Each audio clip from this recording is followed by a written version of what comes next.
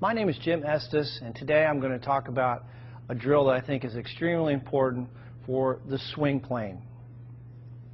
So what I want you to do is, and this, by the way, is going to give you an instant understanding of exactly the feeling you want to have in the golf swing. Take a club. You can put a rod, alignment rod, in the grip, or I'm sorry, in the butt end of the golf club. Take the golf club, turn it like you're going to hold it, and then what I want you to do is take that club, put it right against your left hip, so you're holding both clubs here. Now you've got an alignment rod on the ground and a golf ball, and what I want you to do, getting into your good posture position, your weight over the arches, feel balanced. The insides of the heels are going to be about the width of your hips. Take a swing back, slow motion, and trace with that alignment rod the target line all the way up. The shaft should be parallel to your target line at the top, and then slowly coming down, trace the line. And do this in slow motion. Right into the impact position. So this is a great feedback tool, visual feedback tool for learning the proper swing plane. Go right to your impact position.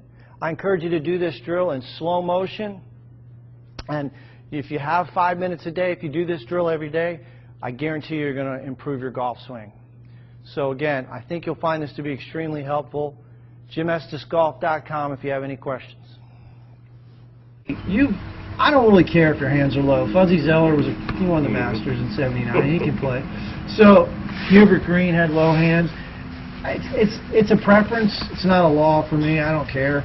I know I do it because of that takeaway. Right. In order to keep that thing in front of my chest. Right. But Chip, watch this takeaway. I'll do it again. It's still a little in. Yeah. And it's still a little, I mean, that's a nice position on top, though. I like where you got the club. Your right arm is pinned against your chest. You want connection. Learned that from Jimmy Ballard. Your upper arm is right against the chest. Mm-hmm. You know, I love that. That's good. And the reason that's important is you want your chest and your arms to move as a unit. Right. You don't want them to be working independent of one another. So that connection is good. It's still taking that some way that way. Yeah, it's a little bit inside, you know, but, you know, old habits die hard. My last one was the first time it really got away. Well, the good news is your golf swing's better as it relates to the downswing, which is really, I'm more of a backswing teacher. Mm-hmm. I don't like to think too much on the downswing. Can you change the downswing? Not really. You got to set the golf swing up with the backswing. And this is good coming into the ball. I mean, that club is pretty much right on the line. The shaft's pretty much dead parallel. And for your build, the reason that your club is, you would say, maybe steep, it's not for your build, because your build is not, you know. I can't get around it. Right. Sergio Garcia and you don't look alike. Right. You know, he's got a much thinner, long arms. Right. Yeah, you're built. You got wide shoulders, yep. And you know, so you're not gonna swing on the same plane, right. And that's okay. We already checked your path. Your path numbers are good. So the next thing we've got to do is we've got to say, well, where's your inconsistency as it relates to your swing? Well, I pointed it out at setup. I think you have too much knee flex. I think you're sitting back too much, because here's why. Look at impact. So you're popping up. Well, why not just start there? Right. You know, that's a better way to set up. I mean, I don't know why you like to do this. I mean, I think it's a habit. Yeah. I mean, I know I do it some because I don't know why. I think it's my hips that are tight, and I don't think I can turn as much. Makes sense. Standing straighter, so I squat a little bit so that I can make that turn. Here's Charlie Hoffman. He's a short, squatty guy. He's a little taller than us, but he's got wide shoulders, Popeye sort of forearm guy, and he's not got the knee flex. Right. So I want you to work on in the mirror, just getting your knees over the balls of your feet. I think you got a little too much here. Yeah, I can see that. Yeah. So I think that's causing your weight to go to your heels at setup, and I think your brain's trying to work to a balanced position. So what are you going to do? You're going to get on your toes at impact, and you're going to pull up out of the shot. So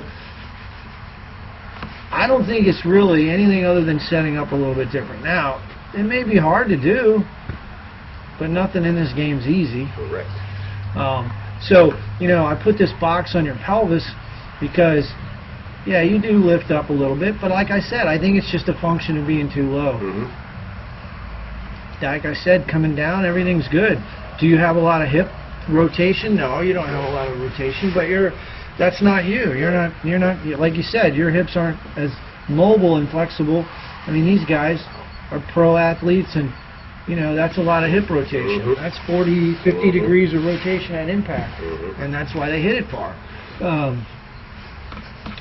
But hey, what I want to do is make you hit the ball consistently solid. Most everything you hit's thin, and you know why?